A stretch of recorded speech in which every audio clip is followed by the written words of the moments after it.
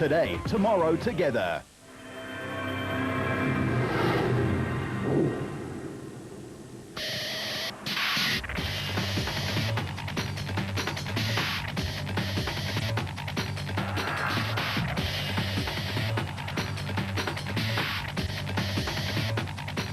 The saying goes, where the rubber hits the road. None more so is that important than in off-road racing. Hello everyone, I'm Arnold Getz, and in this preview we look ahead at the Nissan Sugarbelt 400, and we also indeed take a look at where the rubber hits the road in off-road racing. Research shows that only 4 rubber patches as big as the average hand is on the road at any given time when one uses a vehicle. Now that may not be strictly true for off-road racing. There may only be 2 sometimes, but be that as it may, tyre choice, tread and pressure is all important. In preparation for the 3rd race in the ABSA Off-Road Championship, we found out the inside and outside story. Robin, you have a whole collection of tyres here. Take us through what you've got on the rack for us. Well, anyway, basically we're going to look at is the different choices in the Mickey Thompson range, Matador, and also we've got Cooper through Dunlop. Just to give an example, we want to start off is look at something like the Mickey Thompson range, just to give us an idea of the choices available to the competitor. Obviously, one of the key things to look at is tread patterns and even sizing of tyres. So yeah, just a very broad cross-section, ranging from something which you have on your typical pickup or 4x4 you use on the road every day, right down to something that's really, really aggressive for extreme mud, even rock crawling type applications. So that's one of the main considerations the guys look at, is what am I trying to achieve with a tyre? What's the nature of the race? Hard pack? Is it going to be a muddy race? Maybe even a sand race like the desert race? And based on that, the guy would then make the selection as to which tyre is going to be best suited for the application. And then, of course, there's the Matador. This is the Matador over here. It's basically what we're aiming to do is have a control tyre. In other words, take the tyres out of the equation in the production class, particularly in the top SP class. Have everyone on the same type of tyre. They've then got the same wear, the same performance, and then rather try and put the performance in the driver's hands rather than in the tyre's hands. So what we've done is we looked around the world to find a tyre that we believe would offer good compromise, price, durability, and obviously performance, and especially in the production vehicles, punch resistance. So we've gone for a tyre, comes from Eastern Europe, already used successfully in the Dakar events. It was very, very successful in the Spanish Off-Road Baja Championship last year, and is a very much purpose-built tyre for off-road racing, and particularly for our what we call production vehicles in our country. What are the differences intrinsically between the cars, the production tyres that they use, and then the specials? Well, if you look at something like in a production vehicle, such as the Matador, you see it's a relatively narrow tyre, quite a high profile in comparison to what you would use on a special, but mostly in terms of the width. We're looking there at a tyre that's typically in a 235 type of width, where if you look at something on a typical off-road special vehicle, you look at something probably in the range of about 250 to 300, so much, much wider. The special vehicles, bear in mind, they're driven through 2 wheels in most instances versus this being on a 4-wheel drive. You always got to have a look. The most important consideration is unspun mass. On a big special vehicle, 2-wheel drive, you can have a really monstrous tyre, typical 12.5-inch type tyre. But if you have 4 of those on a production vehicle, a typical bucky, it's going to go nowhere in a rush. So you're looking for something that's going to give you grip, but bear in mind you're gripping through all 4 tyres versus something where you're gripping through only 2 tyres. How personal is the tyre pressure and the choice thereof? It really differs from competitor to competitor.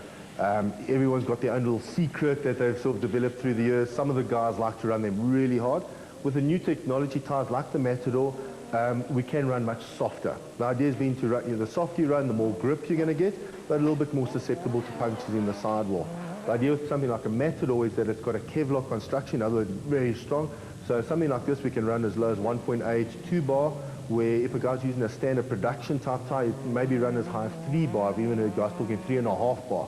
So because it's a little bit softer, bear in mind, the tyre's quite a high profile, so this is a very important part of your suspension actually. If you've got a solid tyre, your suspension's got to take all the loads itself. With something like this, your tyre can absorb most of the load, and then your suspension can work more effectively and more efficiently. So you don't want to run something that's a rock solid.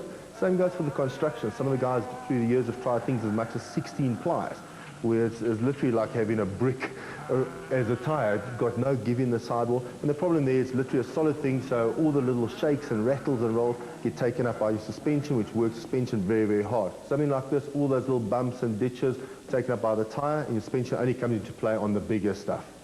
How important is the tyre in the car's performance? As a tyre supplier, we'd like to say about 80%. Obviously, this is the contact patch onto the ground. So you can have all the performance in the world, you can have all the reliability, engine performance, everything there, but this is the one contact patch. And literally, you can see from this, the contact patch is as big as my hand. So you've got 4 hands holding this car that's with 200, 300 horsepower onto the ground. So I believe very, very important. Also, the way the guy drives the tyre, the way he looks after his tyres. Some guys tend to go out and really spin up the tyres very early in the race. Some guys might look after the tyres and then have better tyres towards the end of the race. So tyres is a very, very important consideration, and particularly how you look after them, and some of the guys even the way they use them themselves, the way they set them up on the vehicle, the pressures, etc., even down to the choice of tyre tread pattern. And rims? Rims obviously very important. Tyre's only as good as its rim. It's no good having a very strong tyre and the rim breaks all the time or the rim bends. In most cases, particularly in SP and in the special vehicles, the guys use a purpose-built competition rim, which is designed to be not only lightweight but very strong as well. And in most cases, this allows us to run tubeless, which many people are a little bit surprised about. They think, oh, with thorns and things, we're going to all try and run tubes. We actually run tubeless because running tubeless is actually better for thorns. It allows the tyre itself to actually seal the hole to protect the tyre. With a tube, if you cut the tube will typically slice.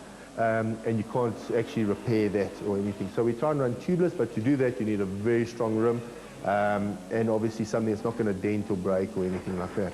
You've had your own experience. It's not the easiest thing to change a tyre when it's gone flat, when you're in the middle of nowhere. Well, the racing nowadays is so competitive, one just can't afford any flats. We always talk about if you put your foot outside the car during a race, you've lost the race. As simple as that. In order to be competitive, to be running the top 3 or 4, one needs to run clean, no punctures, anything, and hence why I think in recent times tyres have become even more important. And I think particularly in the production vehicles, with going to a one brand tyre where everyone's using the same tyre, it's going to be even more important than ever before, because if I can get through without a puncture, you're on exactly the same tyre, I'm going to have an advantage. And bear in mind, a tyre change takes about at least 3 minutes, 2-3 minutes. Plus it messes up your whole rhythm and everything. It takes a lot of time to get back into rhythm. So it's going to be very important with this, and we've seen already in rallying and many of the other sports as well, where looking after your tyres, not puncturing, maybe driving a little bit slower, is actually going to make you faster in the end of the day. That was the next question. How do you look after a tyre in off-road racing? Well, to pace yourself. Obviously, tyres, as they get hotter, the tyre pressures go up, and as the pressure goes up, the tyre becomes a little bit stronger, can handle more in terms of bumps and rocks and things like that. So one of the keys is to look after your tyres early, allowing you to start on a lower pressure, but not go out and smack every rock known to man. But also what's changed in the last few years since we've gone to proper competition type tyres is in many cases, especially the top teams, we actually attack the rocks. The old days when you saw a rocky patch or a little rocky outcrop, you went right down to first gear and tootled across it. Now we often use that as an overtaking opportunity and really bash through the rock. So it's very important we have a good tyre.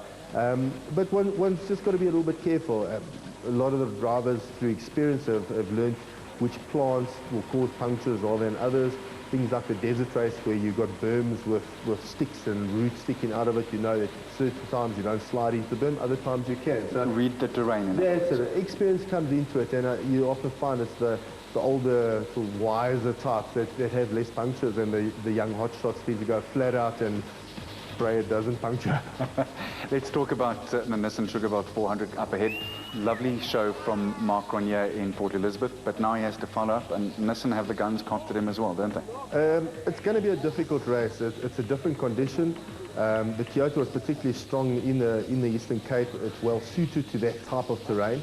Sugarbelt's a different story, and Nissan's obviously strong. Ford with Neil Woolridge, always strong at his home event. It's something to look at there. There is talk about rain, so already now the guys have probably had 20 calls this week about what tyre selection for the event, because it's a lot of turf, very, very slippery. So do you go to a mud tyre, do you stay on something that's maybe a little bit stronger? So those are already some of the decisions. From a Toyota perspective, the team's done a little bit more homework, and hopefully the cars get a little bit better all the time. So I think it's going to be one of the better races around, quite frankly. We haven't been to that area for a couple of years, so it's, once again, it's new, it's fresh again. But if it rains, I think it's a little bit of a lottery. The standard of competition has really closed up, whereas in the past you'd go to a race and find maybe 3 or 4 or 5 contenders. Now there may be a dozen. Very much so. I think with the SP class growing as it has, and particularly the vehicles from the manufacturer being handed down through the field, we now find ourselves in a situation where there's probably 12 guys in top cars, all capable of winning. Some of the guys just need a little bit more luck than others maybe, but it's very, very competitive. We ourselves have had a few events where you have a little problem in the prologue. The old days you'd be 4th or 5th, now you're 20th if you're lucky. So it's really, really good competition, and I think as it develops through the years, the sport's going to get better all the time because more cars are going to go down the field, and eventually you're probably going to have 20 SPs. And even if you look at Class A, the same kind of numbers. So I think that's really going to make it, once again, the whole objective of SPs have it equal for everyone. The privateer can compete against the factory teams, same equipment, same technology in his vehicle, and it's up to him how he prepares his vehicle and how he drives his vehicle. Vehicle and asset finance from ABSA, going the extra mile to get you off the beaten track to find solutions.